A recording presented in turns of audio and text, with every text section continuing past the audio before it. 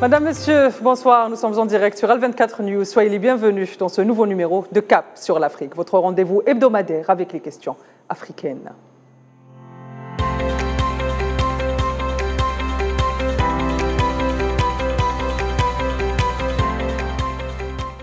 Madame, Monsieur, comme pour chaque numéro, c'est avec plaisir que je vous retrouve sur ce plateau. Et pour ce dernier numéro de l'année 2023, je vous propose naturellement un retour sur cette année africaine, une rétrospective qui se veut avant tout comme une vue d'ensemble sur notre continent, à la lumière des grands bouleversements géopolitiques mondiaux. Et pour cette rétrospective, c'est naturellement d'habitués de Cap sur l'Afrique que je serai accompagné Sami Kaidi, journaliste qui est avec moi sur le plateau. Bonsoir Sami. Bonsoir. Merci d'avoir accepté mon invitation. C'est toujours un plaisir d'être parmi vous. Et Gamel Abina, un habitué aussi de Cap sur l'Afrique que je ne présente plus. Bonsoir Gamel Abina. Bonsoir Tina, merci pour l'invitation. Merci d'avoir accepté mon invitation. Je commence avec vous, Sami, directement. Alors, quelles ont été, avant d'entamer cette année, ces rétrospectives que nous avons choisies dans la rédaction de Cap sur l'Afrique, Sami, quels ont été les événements ou l'événement qui, selon vous, a marqué cette année africaine ? Alors pour moi, l'événement phare qui a marqué cette année l'actualité africaine est le retour en force de cet axe historique Pretoria-Alger. On a pu le voir que ce retour en force a pu permettre de chasser l'entité sioniste de l'Union africaine, parce que l'entité sioniste a voulu s'infiltrer, comme nous le savons tous, lors du 36e sommet, et a voulu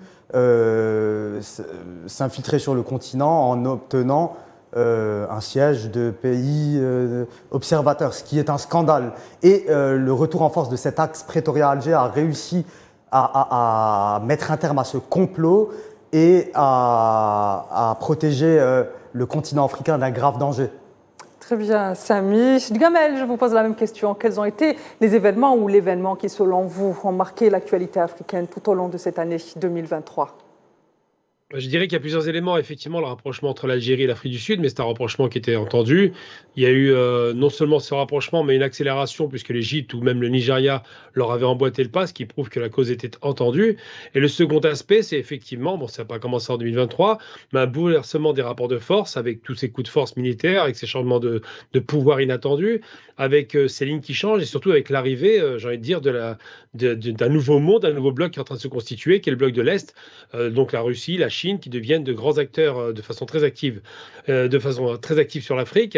Et ces acteurs incontournables permettent de redistribuer les cartes, de redonner un nouveau souffle aux relations internationales que les Africains avaient, qui étaient plutôt sous domination occidentale. Aujourd'hui, il y a un espoir, effectivement, qu'avec ces cartes rebattues, il y a la possibilité que les Africains choisissent leurs partenaires, mais cette fois-ci dans un intérêt qui leur sera profitable, ce qui n'a pas été le cas jusqu'à présent. La domination occidentale, justement, on va beaucoup en parler, ou la fin, ou les prémices de la fin de la domination occidentale en Afrique, on va beaucoup en parler. Je viens vers vous, Sami, je reviens. Il y a commencé, le Sahel a été traversé depuis 2020 par beaucoup de coups d'État et de transitions. Mais il y a une transition dont on parle très peu, c'est la transition de Guinée-Conakry. Pourquoi est-ce qu'on n'a pas accordé autant d'importance à cette transition ? On a presque l'impression qu'elle est passée à côté de l'actualité africaine. Et pourtant, elle est aussi majeure, parce que la transition actuelle en Guinée-Conakry s'inscrit évidemment dans celle que l'on peut connaître par exemple au Niger. Et à travers tout cela, il y a une chose aussi, une transition plus importante, si je puis dire, c'est la transition générationnelle. Les populations africaines et les jeunes Africains sont assoiffés de souveraineté, d'indépendance et refusent la mainmise de leurs ressources naturelles par ces puissances impérialistes. Et ce qui diffère, c'est qu'aujourd'hui, ces populations, ces jeunes disent non, nous ne voulons plus de France-Afrique, nous ne voulons plus être l'esclave de l'autre. Et nous avons l'ensemble des ingrédients pour réussir. C'est ce qui est le plus important. Enfin, le virage est là. Et effectivement, on peut dire que, somme toute, ces jeunes officiers, etc., ont dans une certaine mesure écouté aussi la voix d'un ras-le-bol populaire qui a pris comment dirais-je, une ampleur importante. Donc on peut dire qu'aujourd'hui, un des événements aussi qui ont marqué l'Afrique sont cette génération ou cette jeunesse qui s'est levée comme un rempart contre l'impérialisme au Sahel et ailleurs en Afrique, parce que quand on a eu quand même des manifestations, même en Afrique du Sud, vous en parliez justement, l'axe Alger, Afrique du Sud, on a vu des manifestations en Afrique du Sud pour réclamer le départ de l'ensemble des bases étrangères. Et justement, il y a le Niger qui vient de stipuler à l'ensemble des pays qui disposent de bases militaires dans son pays qu'ils vont revoir ces accords. Que veut dire qu'est-ce que ça veut dire concrètement quand un pays dit qu'il va revoir des accords militaires aussi anciens finalement que ceux qui lient le Niger à d'autres puissances occidentales? Cela veut dire que le processus marche et va dans la bonne direction et que ces pays concrétisent et répondent à l'appel populaire comme je l'ai dit un peu précédemment, répondent à cet appel de souveraineté, de liberté, d'indépendance. Parce que les indépendances ont été quelquefois confisquées dans la bande sahélienne par, encore une fois, ce capitalisme occidental qui veut garder prise et qui veut se régénérer par tous les moyens. Donc, effectivement, la situation va dans la bonne direction et concrètement, sur le terrain, il y a une rupture des pratiques anciennes. Et là, on va vers quelque chose qui est un processus éminemment révolutionnaire. Et là, on peut se satisfaire aussi de cet aboutissement. Un autre point, Gamel, et je pense qu'aujourd'hui, même si c'est une rétrospective africaine, mais on va parler aussi des événements dont on parle moins. La transition au Tchad, au même titre que la transition Guinée-Conakry, n'a pas fait couler beaucoup d'encre en Occident, notamment. Même le départ des forces occidentales vers le Tchad n'a pas fait couler beaucoup d'encre. Pourquoi est-ce que, Gamel, pourquoi est-ce qu'aujourd'hui, la transition au Tchad, on a presque l'impression qu'elle est un peu protégée par la France, finalement, si je peux me permettre d'utiliser ces termes? Non, ce n'est pas des termes excessifs, puisqu'il y a un parrainage littéralement de la France. On se rend compte à la mort de Déby Itno, Idriss Déby Itno. Voilà, donc son fils, Mahamat, a pris le pouvoir de façon très autoritaire, en vérité, une transition qui ressemble presque à une transition dynastique. On a l'impression que c'est un roi et son fils. Mais surtout, M. Macron était là pour consacrer cet avènement d'un homme qui, il faut le rappeler quand même, c'est pas inintéressant, avait promis de rendre le pouvoir aux civils au bout de 2 ans et de ne pas se présenter, ce qui est quand même quelque chose qui est notoire. Aujourd'hui, on voit bien qu'il y a un changement de paradigme et qu'il envisage largement de se présenter comme une sorte de nouveau chef d'État de fait. Mais la différence, c'est qu'en Guinée-Conakry, par exemple, on parle d'élections en 2025. C'est un pouvoir militaire qui prend les armes, qui prend le pouvoir direct et qui dit, un petit peu à l'image d'un Thomas Sankara, qui était militaire aussi, que nous devons récupérer une certaine forme de souveraineté. Et d'ailleurs, je tiens à le rappeler par rapport à ces questions-là, c'est vrai que la souveraineté, on la voit que peu au Tchad. La France a toujours été très impliquée depuis Mitterrand à l'époque avec la bande d'Aouzou, jusqu'aux des indépendances à Mitterrand et de Mitterrand à Macron. Il y a un continuum historique, il y a une présence française militaire très importante, elle n'est pas anodine. Et cette présence militaire, eh bien, il faut quand même se rappeler qu'en Afrique, l'indépendance commence d'abord par une prise de position totale du territoire sans base étrangère. On se souvient par exemple que l'Algérie a mis les Français dehors, par la force évidemment. Ensuite que la Libye a mis les Anglais et les Américains dehors quand Kadhafi prend le pouvoir en 69. De façon négociée, mais de façon très ferme, et que lorsqu'un pays laisse une base militaire étrangère sur son territoire, il est plus souverain. Il n'a plus la décision politique et surtout, il prend le risque d'être un jour peut-être, pourquoi pas, renversé ou remplacé par un autre potentat qui sera dirigé avec des cordes par l'Occident. Donc la question qui se pose aujourd'hui, c'est qu'est-ce qui se passe au Tchad? Eh bien, au Tchad, on a une transition qui ne se fait pas, qui ne se fera pas, sans doute, avec un fils d'Idriss Déby qui a l'intention de prendre le pouvoir et qui le manifeste de plus en plus, avec tout de même, il faut le rappeler, une guerre civile qui reste sous-jacente, et avec une sorte de tutelle française qui est présente de plus en plus de façon marquée, simplement parce que c'est un pays qui a du pétrole aussi en quantité importante et qui, sur un plan géostratégique, est important. Au sud de la Libye, quasiment au centre de l'Afrique, un pays qui a quand même un territoire considérable et qui, peut-être plus tard, demain, si jamais il se développe, devient un pivot pour les axes, pour la puissance occidentale au sens large, l'Occident dans le sens de l'Occident impérialiste. Très bien, Gamel. Samy, à la lumière de ce que vient de nous dire Gamel Abina, surtout la crise ou l'abcès sécuritaire qui secoue violemment le Tchad depuis au lendemain de son indépendance, quel point de la situation on peut faire aujourd'hui à la lumière de cette transition? Quelle est la situation interne du Tchad? La situation interne du Tchad est, on peut dire, catastrophique. Un tiers de la population vit en insécurité alimentaire. Les conflits sont multiples dans ce grand pays, au nord avec la frontière libyenne, dans le sud, à l'est, etc. Et il y a un point qui est extrêmement intéressant. J'ai envie de rebondir sur les propos de M. Gamel Arbina pour dire que la particularité du Tchad est qu'il est le dernier bastion de la France-Afrique. Vous savez, il y a actuellement 1400 soldats français qui ont quitté d'ailleurs le Niger en octobre. Le premier convoi était en octobre 2023 et qui sont à présent stationnés au Tchad. Donc c'est un peu la dernière survivance de cette France-Afrique. Très bien, il y a un autre bastion de la France-Afrique justement et qui a aussi connu un coup d'État, une transition, mais là aussi qui ne fait pas couler beaucoup d'encre, Gamel, le Gabon. Qu'en est-il aujourd'hui du Gabon, de sa transition, mais surtout de ses rapports avec la France, et qu'en est-il aussi de l'ancien président ?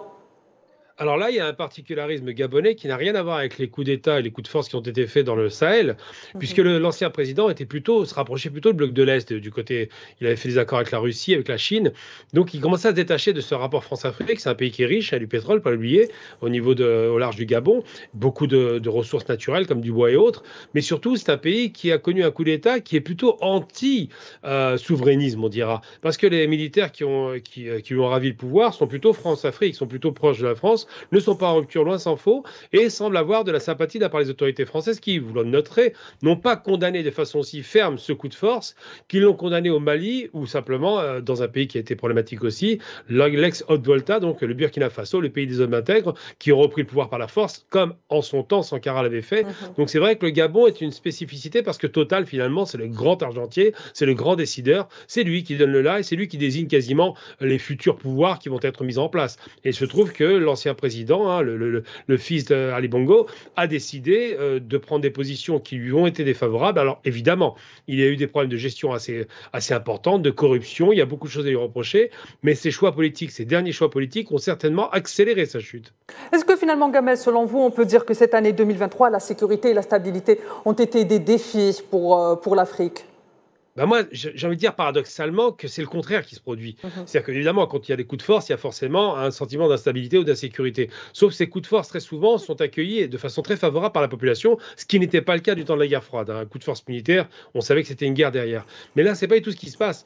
Les populations appuient ces militaires parce qu'il y a l'espoir, avec un panafricanisme de plus en plus marqué. Il ne faut pas l'oublier qu'ils ont tous une sorte de destination commune. D'ailleurs, ils l'ont montré avec l'affaire du Niger.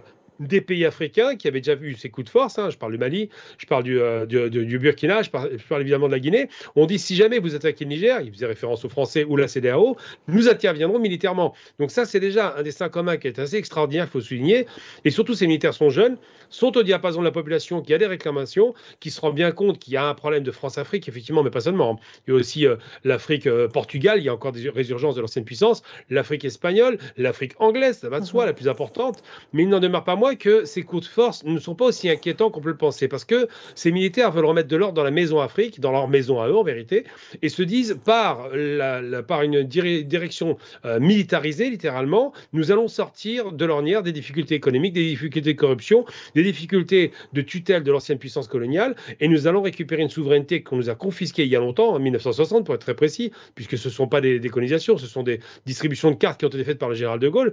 Eh bien nous allons revenir là-dessus et revoir la copie, comme l'avait fait d'ailleurs de façon assez magistrale le grand Thomas Sankara, qui était lui aussi un militaire, mais qui était un souverainiste.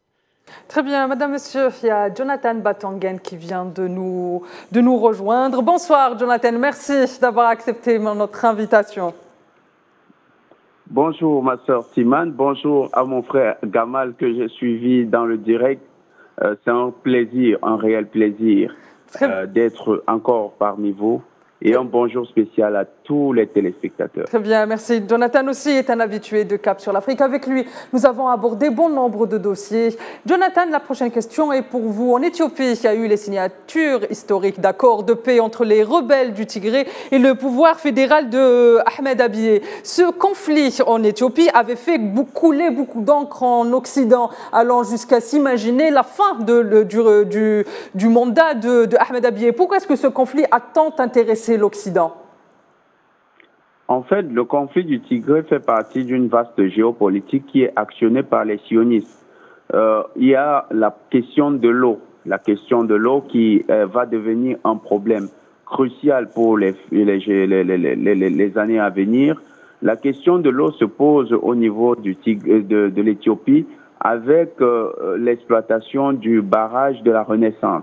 Vous savez, c'est un giga barrage qui a été entrepris par les Éthiopiens depuis le début des années 2000. Il est censé couvrir un grand besoin énergétique du pays et de ramener le pays dans le giron des pays qui assurent la totalité de leur couverture énergétique, donc qui atteignent leur souveraineté énergétique.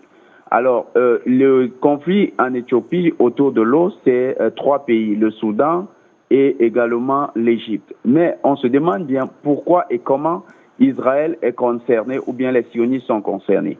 En fait, il se trouve que bientôt, Israël aura des pénuries d'eau sur son sol. Les approvisionnements seront difficiles malgré la découverte de nouvelles technologies pour dessaliner l'eau et la rendre potable. Donc, ils auront besoin d'eau et ils se tournent principalement vers les eaux qui alimentent la mer Rouge, c'est-à-dire le Nil. Or, le barrage de la Renaissance est sur le Nil. Et donc, l'Égypte et Israël, qui ont également des ententes, sont d'accord pour que l'Éthiopie ne puisse pas couper ou bien ne puisse pas utiliser une grande partie du Nil dans le cadre de ce barrage de la Renaissance.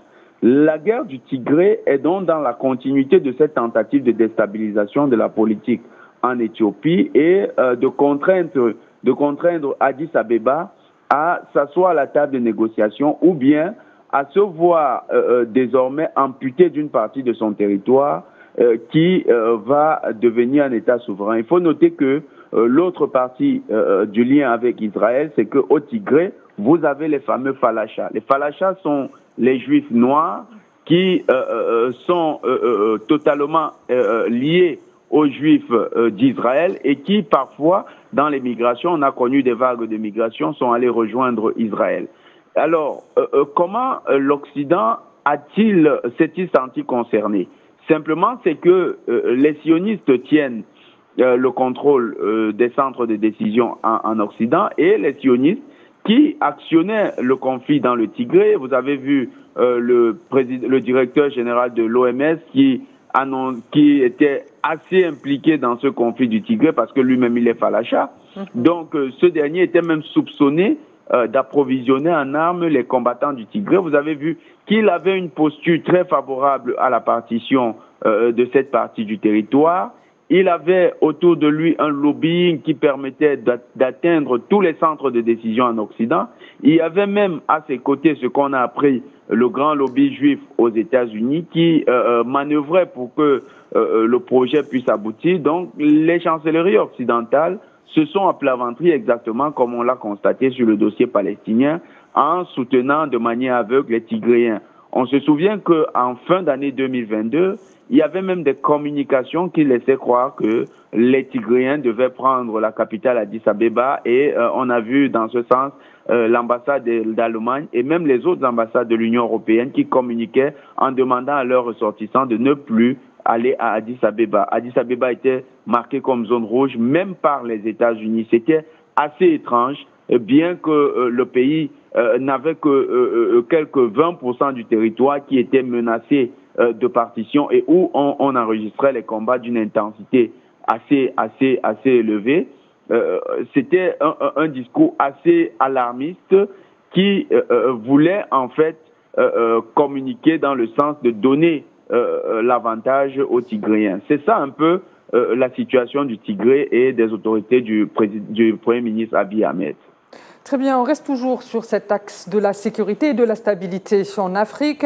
Samy, le terrorisme dans la corne de l'Afrique, c'est aussi, on l'a vu, en résurgence en Zambie, au Mozambique et dans beaucoup d'autres régions de l'Afrique. Pourquoi est-ce qu'en cette année 2023, on a l'impression que l'ensemble des abcès africains se sont réveillés comme par magie, j'ai presque envie de dire?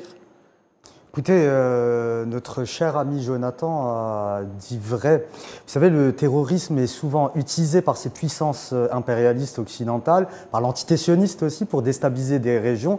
La Corne de l'Afrique est une région extrêmement riche en ressources naturelles, en eau, etc.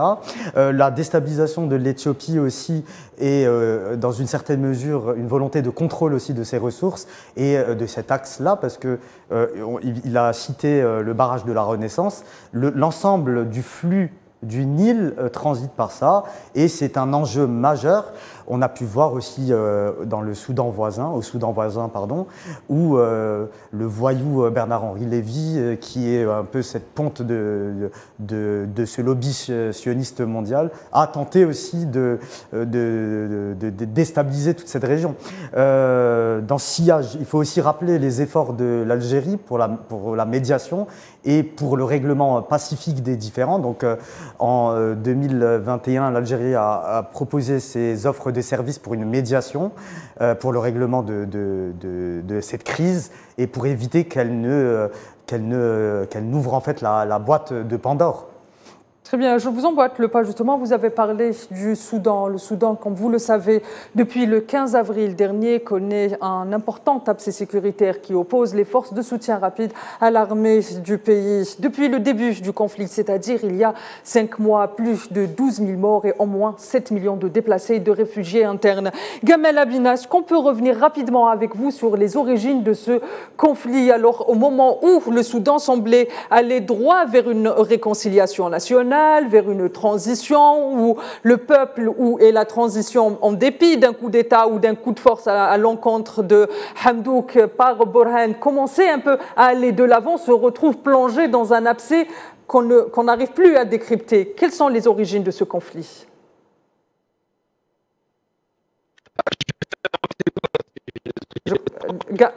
Gamel, on revient vers vous. Je crois que... Samy, en attendant de régler le problème que nous avons avec Gamel, je vous pose la même question. À votre avis, qu'est-ce que vous pouvez nous faire une rétrospective finalement rapide des événements de conflit au Soudan? C'est quasiment la même chose qu'avec l'Éthiopie. C'est-à-dire que l'ingérence étrangère a divisé le pays en deux camps distincts et on observe concrètement que la population civile est en train de souffrir le martyre, si j'ose dire, avec des millions de déplacés, des dizaines, des milliers de morts et l'enjeu central est toute une série aussi d'ingérences. Il faut rappeler qu'il y a un projet aussi qui est très ancien, c'est le projet de remodelage de la zone sahélienne et de la Corne de l'Afrique pour aussi assurer des intérêts économiques mercantiles. Vous savez, ça me fait rappeler un peu cette fameuse phrase des néoconservateurs américains qui est « Ordos ab chaos », qui est l'ordre qui la géopolitique du chaos. Tout à fait. On en parle souvent dans Cap sur l'Afrique. Est-ce qu'aujourd'hui, finalement, la géopolitique du chaos a dépassé les frontières du Sahel et est en train d'agir par ses tentacules sur l'ensemble du continent africain? Tout à fait. On le voit concrètement parce que au nord de l'Afrique, on voit la situation en Libye. Toute solution pacifique et minutieusement sabotée par aussi ces mêmes grandes puissances. On le voit aussi au Sahel, on le voit au niveau de la Corne de l'Afrique, au Sahara occidental occupé aussi. Donc effectivement, l'ensemble du continent vit des moments extrêmement difficiles. La République démocratique du Congo aussi, qui connaît aussi... je veux dire, une situation interne qui est très précaire. Très bien, je viens vers vous, Jonathan. On a vu aussi au début de cette année 2023 la normalisation avec l'entité sioniste au Soudan qui ne passait pas auprès de la population soudanaise. D'où vient cette mobilisation des Soudanais à l'encontre de l'entité sioniste et de cette normalisation presque pas naturelle?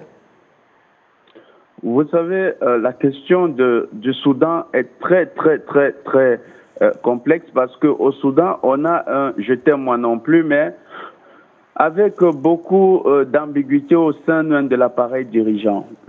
Sous le général Omar el-Béchir, vous avez une coopération avec la CIA américaine qui était en dents de scie, une coopération qui était parfois accentuée et il faut le dire ici, c'est le régime d'Omar el-Béchir qui a, pendant plusieurs années, trahi la cause palestinienne en donnant aux Américains des informations, que ce soit sur les combattants du Hamas qui sortaient pour aller s'entraîner dans des pays voisins, ou bien même sur l'armement qui transitait dans la sous-région, dans le Moyen-Orient, et dont les services secrets soudanais étaient mis au courant. Maintenant, ce qui s'est passé, c'est une solidarité mécanique, c'est une solidarité, on va dire, de type mécanique dans la Oumma, c'est-à-dire qu'on a un peuple musulman qui est menacé et l'ensemble des autres lui apportent sa solidarité. Quant à ce qui est de la réalité du conflit au Soudan, vous avez le général Abdel Fattah al-Burhan qui est soutenu par les Américains, qui a un soutien également de l'Égypte. Pourquoi l'Égypte? Parce que en face, vous avez le général Daglo Emeti. Emeti, lui, il a damé le pion aux Égyptiens au Moyen-Orient dans la sécurisation des puits de pétrole, des champs pétroliers saoudiens et émiratis et qataris dans le cadre de contrats qui ont été signés depuis un certain nombre d'années.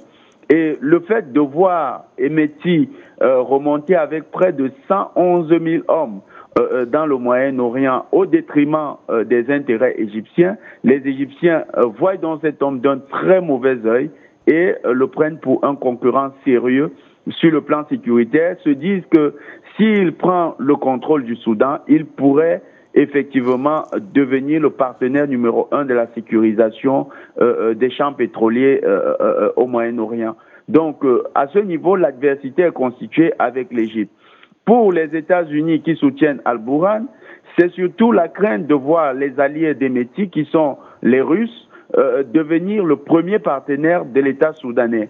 Ils redoutent ce cas de figure et ils savent que si les Russes ont le Soudan, les Russes pourraient prolonger cette influence vers d'autres terres, notamment, vous savez que le Soudan est frontalier du Tigré, donc le Soudan pourrait influencer aussi le conflit en Éthiopie en faveur des autorités loyalistes au Premier ministre Abiy Ahmed.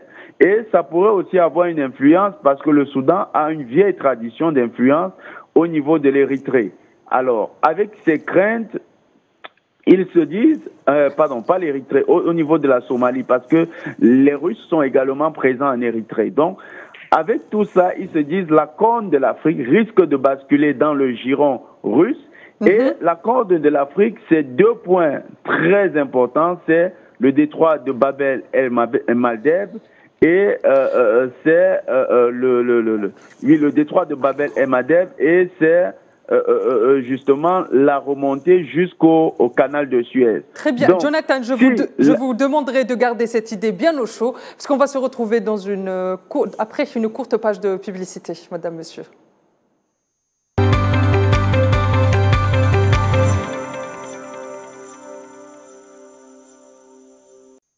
Madame, Monsieur, bienvenue sur le plateau de Cap sur l'Afrique. Et ce soir, on fait une rétrospective de l'année africaine à la lumière des enjeux géopolitiques mondiaux. Et justement, Jonathan Batanguène était en train de nous expliquer les enjeux de la crise au Soudan, des enjeux qui lient à la fois le Moyen-Orient et l'Afrique. Jonathan, j'espère que vous avez gardé votre idée bien au chaud en attendant notre retour. Tout à fait, tout à fait. Donc, le contrôle du canal de Bab el-Mandeb et le canal de Suez, c'est très, très important. C'est vital pour l'économie mondiale parce que vous avez l'essentiel du transit des tankers par cette route maritime et les États-Unis ne veulent pas perdre ce contrôle. Justement, Jonathan, aujourd'hui, à la lumière de ce qui se passe en Palestine occupée et l'offensive génocidaire de l'entité sioniste avec l'implication du Yémen, on voit que Bab el-Mandeb est au cœur de tous les enjeux. Comment est-ce que ces enjeux sont aujourd'hui entre les enjeux du Soudan et les enjeux qu'il y a au Moyen-Orient se retrouvent en corrélation directe les uns avec les autres? La corrélation, c'est que lorsque vous avez les Russes qui seront qui seront au niveau de la base de Tartou, qui est leur ouverture sur la Méditerranée et sur l'océan Indien, puis la remontée vers la mer Rouge, les Russes pourront, avec les Chinois, parce que c'est aussi les alliés, vous avez vu les Chinois qui manœuvrent du côté de l'Iran, au côté de l'Arabie Saoudite, avec le contrôle de l'ensemble de cette zone, ils pourraient devenir les seuls grands maîtres et ils pourraient aussi menacer la présence américaine qui a été pendant un moment ultra dominante. Mais il ne faut pas seulement regarder cette résonance avec le Moyen-Orient. Il y a une autre résonance sur le conflit soudanais avec le golfe de Guinée. Cette résonance veut que celui qui contrôle le Soudan contrôle également une partie de l'avenir politique du Tchad. Pourquoi? Parce que le fameux conflit du Darfour, le Tchad a été le principal acteur qui a permis aux Occidentaux de créer cette guerre du Darfour, mais bien plus de l'envenimer et d'aboutir à ce qu'on a appelé la partition du Soudan, avec la naissance du Soudan du Sud. Et à partir du Tchad, vous avez une projection sur le Sahel et une autre projection sur la zone forestière du golfe de Guinée, c'est-à-dire le Centrafrique, le Cameroun, le Nigeria. Donc, le Soudan, c'est un dossier crucial. C'est d'ailleurs pourquoi les Saoudiens, les Qataris, les Émiratis travaillent conjointement à la fois avec le général Hemeti et travaillent aussi avec les autorités tchadiennes qui sont plus bas, ainsi qu'avec les autorités centrafricaines, et ont des contacts très poussés avec les autorités camerounaises, les autorités nigérianes, parce qu'ils savent que, de toutes les manières, avec le contrôle de Khartoum, on pourra avoir un prolongement géostratégique sur l'ensemble de ces autres pays. Très bien, Jonathan. Je viens vers vous, Gamal Abina, et à la lumière de ce que vient de nous dire Jonathan. Comme on le sait, le Darfour est au cœur des enjeux et Jonathan vient de nous le dire. À votre avis, pourquoi est-ce qu'aujourd'hui, le Darfour, qui a connu, je rappelle, dans les années 90, un terrible génocide, est encore une fois au cœur des enjeux, mais aussi l'Occident parle beaucoup de cette région à en oublier que c'est tout un pays qui est emprunt à un conflit fratricide? Ça a été dit par Jonathan Bentenguene. Effectivement, on a plusieurs éléments. Premier élément, sur un plan géopolitique. Évidemment, le Soudan a accès, ça a été dit, à la mer Rouge, à ces fameux détroits de Bab el-Mandeb, dont on parle beaucoup avec les Houthis actuellement, qui est le second détroit qu'on avait oublié. On parlait beaucoup des détroits d'Ormuz à l'époque par rapport à la guerre Iran-Irak et par rapport à la Châtel arabe. Donc, ça a été une problématique qui a inquiété le monde entier. Parce que le trafic maritime, alors, moins pour les États-Unis aujourd'hui, parce qu'ils n'ont pas besoin de pétrole et de gaz dans la région, mais surtout pour l'Europe, qui a besoin de pétrole et de gaz, on le sait, mais qui a aussi besoin, et c'est évident, de ce qui est produit en Chine. Donc, c'est surtout le trafic maritime de marchandises qui va poser problème, 70% des besoins européens. Donc, cette zone instabilisée, il y a des rapports de force qui sont mis en place entre les Russes d'un côté, effectivement, les Américains de l'autre, et ces rapports de force veulent le contrôle de la mer Rouge et des pays limitrophes. Or, il se trouve que ces guerres fratricides ont conduit déjà à la partition du Soudan, du Nord et du Sud. Israël était à la manœuvre, on le sait, et ils ont failli conduire à la partition du Soudan dans le Nord même, avec l'histoire des Darfourais, qui sont de la même ethnie quasiment que le Nord. Donc, ce qui se passe, c'est que on utilise les faits ethniques, on fait croire qu'il y a des guerres religieuses qui n'existent pas en vérité, mais c'est surtout des guerres géopolitiques.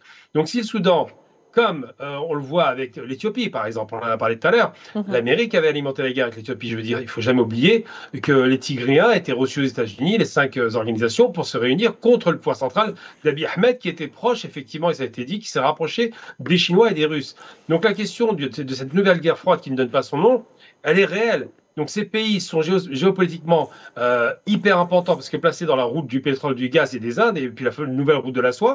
Et surtout, ces pays sont hyper importants parce que s'ils basculent d'un côté ou de l'autre, ça fait un effet domino, un effet de contagion. Sachant que l'Égypte est du côté américain aujourd'hui, mais ça peut ne pas durer, puisqu'elle rejoint effectivement les fameuses, cette nouvelle myriade d'États économiques au 1er janvier et seront membres de ce fameux groupe économique qui s'appelle j'ai perdu le nom, qui est le groupe économique chinois, Amérique du Sud. Donc ce nouveau groupe-là maintenant va être élargi et on y retrouve qui? On y retrouve l'Égypte, on y retrouve les Émirats arabes unis, on y retrouve l'Arabie qui était quand même un allié, on y retrouve l'Iran qui est un ennemi traditionnel mais qui a été rabiboché par la Chine. Donc il y a un vrai chamboulement littéral de toutes ces forces en présence et le Soudan n'est pas en reste parce qu'il ne faut pas oublier, c'était dit tout à l'heure, qu'il y a un conflit territorial interne mais aussi externe. La question éthiopienne sur le barrage de la Renaissance, donc avec le débit d'eau qui va se réduire nécessairement, est une question qui intéresse deux alliés aujourd'hui, le Soudan et l'Égypte. Et il se trouve qu'El Bourhan est un grand ami de Sisi, donc tout ça c'est lié. Il y a vraiment c'est une véritable poudrière qui est alimentée de l'extérieur, et le fait de créer des guerres civiles, à la limite, ça ne dérange pas l'Occident, parce qu'une guerre civile n'empêche pas le trafic de pétrole, de gaz, je ne sais, mais par contre, le fait d'avoir une alliance d'un pays uni avec un pays qui est un ennemi déclaré aujourd'hui, qui est la Russie et la Chine, ces deux pays-là, donc là, ça pose problème. Donc toutes ces questions-là sont un peu imbriquées les unes derrière les autres, et les histoires, à chaque fois, de volonté de vouloir faire des contre-pouvoirs ou des coups d'État militaires, ça, c'est une tradition occidentale très connue, diviser pour mieux régner. Très bien. Samis, aujourd'hui, à Djibouti, aurait dû commencer une nouvelle ronde de pourparlers sous l'égide de l'IGAD menée par Djibouti, qui est à la tête de la session actuelle de l'IGAD entre le général Hamid Tish et le général El Bourhan. Cette rencontre n'a pas eu lieu. Djibouti, par la voie de sa diplomatie, a prévenu la diplomatie soudanaise que Hamid Tish ne pouvait pas être présent à Djibouti pour des problèmes techniques. Mais Djibouti s'est rendu en Éthiopie, à Addis Abeba, pour une nouvelle tournée, la première depuis le début de ce conflit. Que signifie cette tournée aujourd'hui et dans le timing actuel? Moi, je pense qu'elle s'inscrit dans cette recomposition qui est en train de se dérouler sous nos yeux.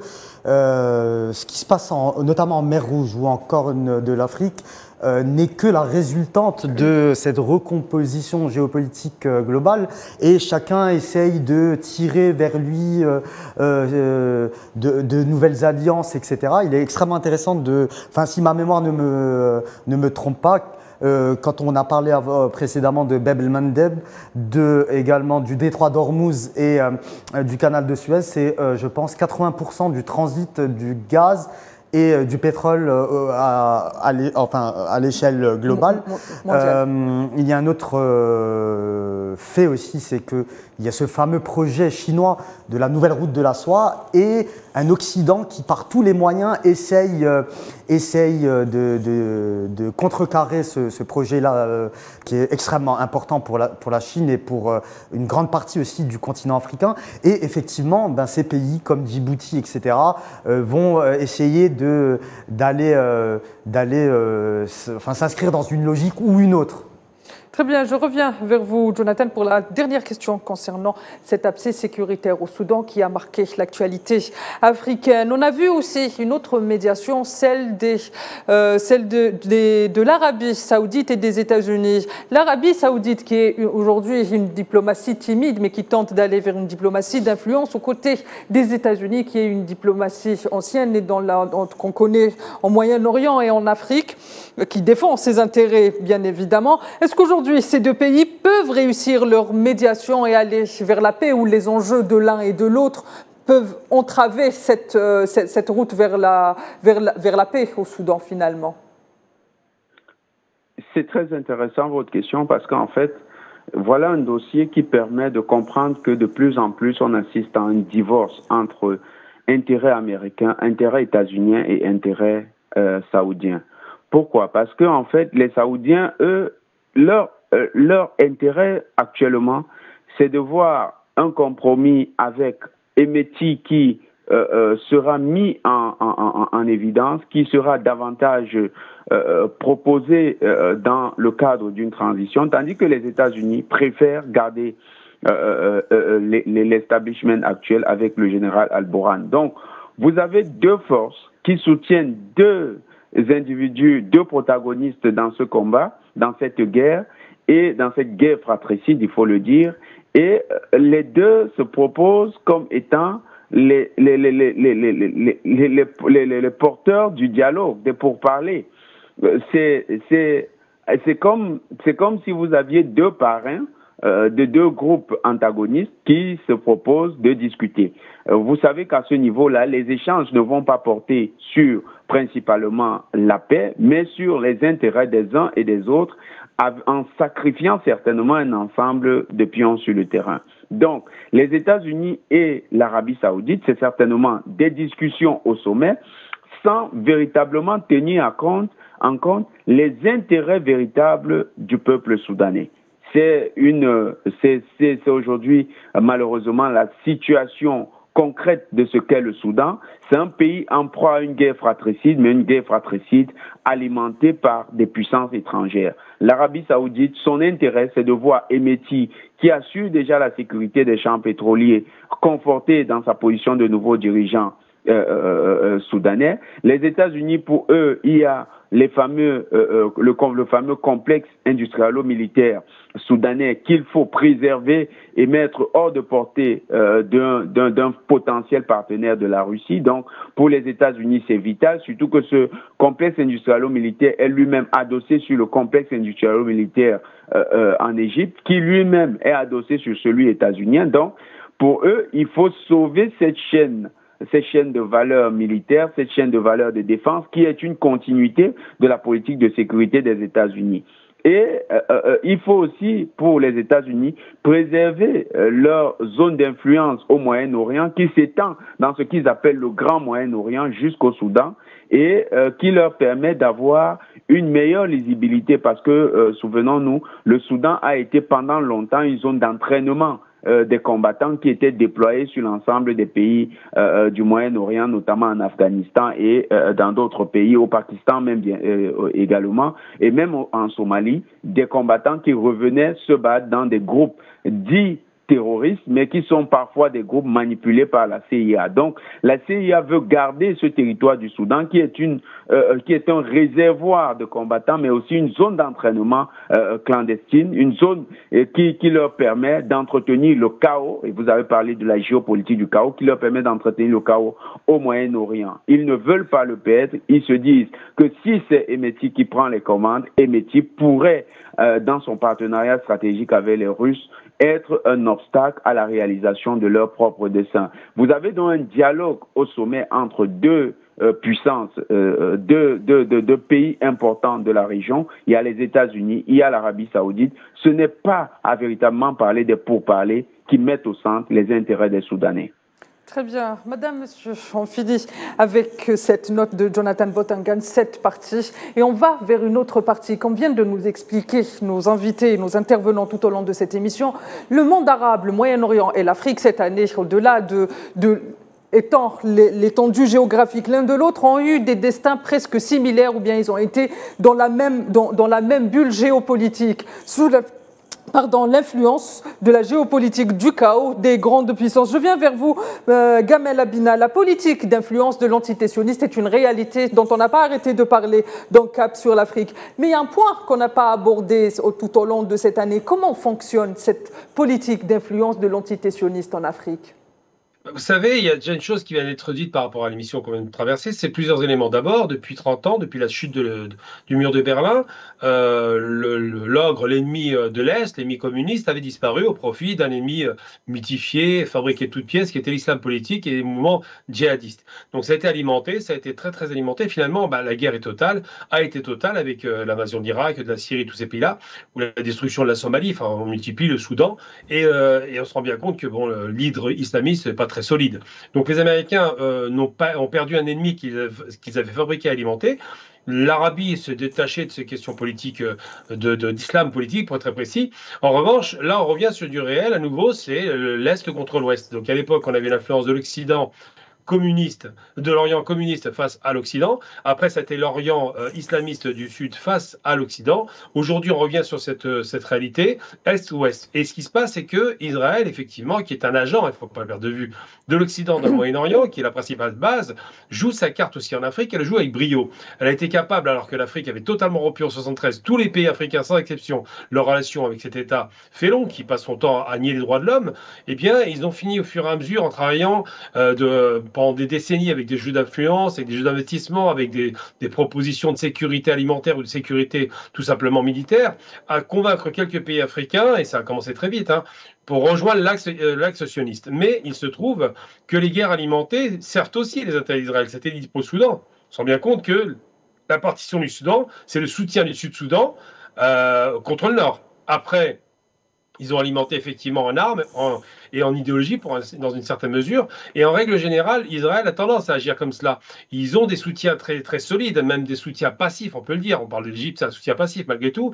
Et ils ont des soutiens beaucoup plus actifs. On a des pays comme l'Ouganda, par exemple, qui ne font pas mystère de leur attachement à Israël, tout comme le Rwanda qui a rejoint l'axe israélien.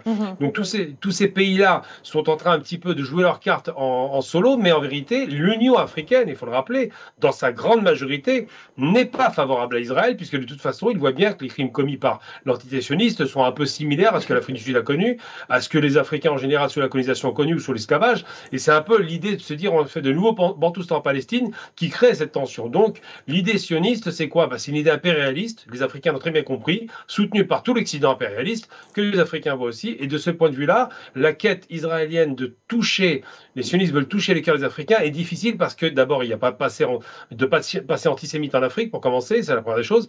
Et deuxième aspect, parce que les crimes commis par Israël en Palestine ne changent pas leur image en Afrique. Ça reste, et ils restent perçus comme étant une puissance occupante ultra puissante avec le soutien des plus grandes puissances de la planète.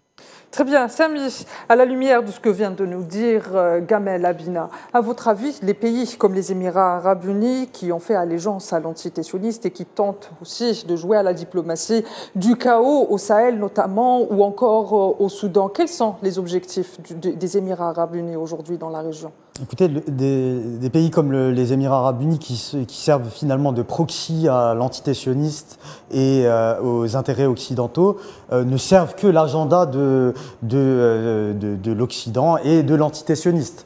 On le voit bien au Sahara occidental occupé où l'argent des Émirats arabes unis sont déversés pour soutenir une colonisation, celle de la dernière colonie en Afrique. Et je lisais il y a quelques heures un papier très intéressant du Fil d'Algérie qui revient aussi sur cette barbarie du colonialisme marocain au Sahara occidental, de son appui financier des Émirats et de son appui logistique par l'entité sioniste. Donc au final, ils servent de cheval de Troie à un impérialisme qui a des desseins qui sont à l'opposé de la volonté des peuples.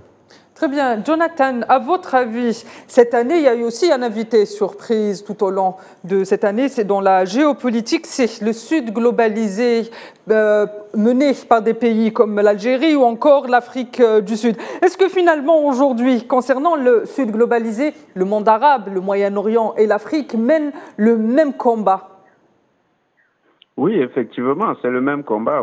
Il faut noter que tous ces peuples font partie de ce que les peuples occidentaux traitaient comme étant des peuples barbares, des peuples qui n'ont pas de civilisation, des peuples qui ont besoin de leur civilisation, qui ont besoin de connaître la modernité.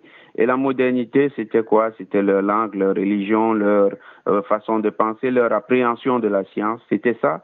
Et ils trouvaient que c'était ça le loup fardeau. Et c'était ça le sens de ce qu'ils ont appelé la colonisation. Ces peuples ont tous subi la colonisation. On a vu, par exemple, les Anglais qui ont colonisé le Moyen-Orient. Et d'ailleurs, vous savez que le grand problème de la Palestine vient de la décolonisation manquée ou bien de la mauvaise décolonisation du territoire avec des velléités de manipulation des sionistes qui voulaient créer leur État Israël sur la terre des Palestiniens. Vous avez également en Afrique du Sud le régime apartheid qui était essentiellement un régime pro-israélien qui était soutenu par le Mossad israélien, par Tsahal, l'armée israélienne. Et l'apartheid, ce régime injuste, a créé des centaines de milliers de morts, des centaines de millions de défavorisés, des vies gâchées, des avenirs perdus. Et aujourd'hui une histoire tout à fait sombre de l'Afrique du Sud. Vous avez également en Algérie quelque chose qui a été vécu, cette décolonisation toute violente avec la lutte de 52 jusqu'en 62, de 52 jusqu'en 62, avec le FLN qui a subi une violence inouïe avec près de 2 millions de morts sur le territoire de l'Algérie. Tout ça crée une solidarité des peuples opprimés d'hier. Et quand vous regardez, ça va jusqu'en Asie. On ne va pas parler du Vietnam, on ne va pas parler de la Chine elle-même qui a encore les séquelles de la guerre de l'opium, une guerre qui est venue déstructurer la société chinoise pour simplement remettre à jour ou bien remettre debout l'économie anglaise. Jonathan, donc, je me permets de vous couper puisque vous parlez des peuples, justement. Est-ce que finalement, on n'a pas l'impression que ce Sud globalisé est subi par l'Occident comme étant un choc des civilisations? Et pourquoi est-ce qu'aujourd'hui, le Sud globalisé est présenté par l'Occident comme étant une anti-occidentalisation, pardon? Vous savez, il plaît bien au maître, lui, de donner son narratif sur ce que s'appelle, sur la conquête des libertés des esclaves d'hier, des opprimés d'hier. Et l'Occident dit c'est de l'anti-occidentalisme. Mais même si nous prenons cela comme ça, est-ce que ce serait mal du point de vue éthique? Est-ce que ce serait mal? N'avez-vous pas le droit de haïr votre bourreau? N'avez-vous pas le droit de haïr celui qui vous a piétiné? Vous avez bien ce droit. Donc l'Occident ne peut pas aussi nous priver de cette haine que l'un des théoriciens occidentaux, Jean Ziegler, il a dit une haine. Parce qu'on arrive à la fin de cette émission. Gamal Abina, vous avez 30 secondes pour un dernier mot. 30 secondes simplement pour dire, il faut le rappeler tout le temps, nos frères africains, du nord au sud, d'est en ouest, on ne doit pas confondre civilisation avec technologie. C'est ce que l'Occident fait, parce qu'ils ont la technologie, se croient civilisés. Et les nazis étaient très technologiquement avancés, et ça restait des barbares. Il ne faut pas confondre ces deux aspects. Il y a d'un côté des gens civilisés avec de la tradition, avec une culture qui est profonde, et de l'autre des gens qui ont rattrapé le retard technologique et qui ont massacré pendant 400 ans le reste du monde. Donc c'est une chose importante de rappeler qu'il n'y a pas de barbares d'un côté gentil et puis de sauvages de l'autre méchant. Très bien, Samy, vous avez également 30 secondes pour un dernier mot. Alors en fait, l'Occident opte pour le « vous êtes avec moi ou contre moi ». Encore une fois, comme l'avait dit le général Diap, le colonisateur est un mauvais élève et son jusqu'au boutisme est en train de pousser à l'union de l'ensemble des damnés de la Terre, comme l'avait dit Frantz Fanon. Très bien. Mesdames, messieurs, merci de m'avoir accompagné tout au long de cette émission. Merci, messieurs, pour vos éclairages sur cette rétrospective africaine 2023. Quant à vous, chers téléspectateurs, il ne me reste plus qu'à vous souhaiter une excellente fin d'année. J'espère vous retrouver dans le meilleur. À très vite. Excellente suite des programmes sur Al 24 News.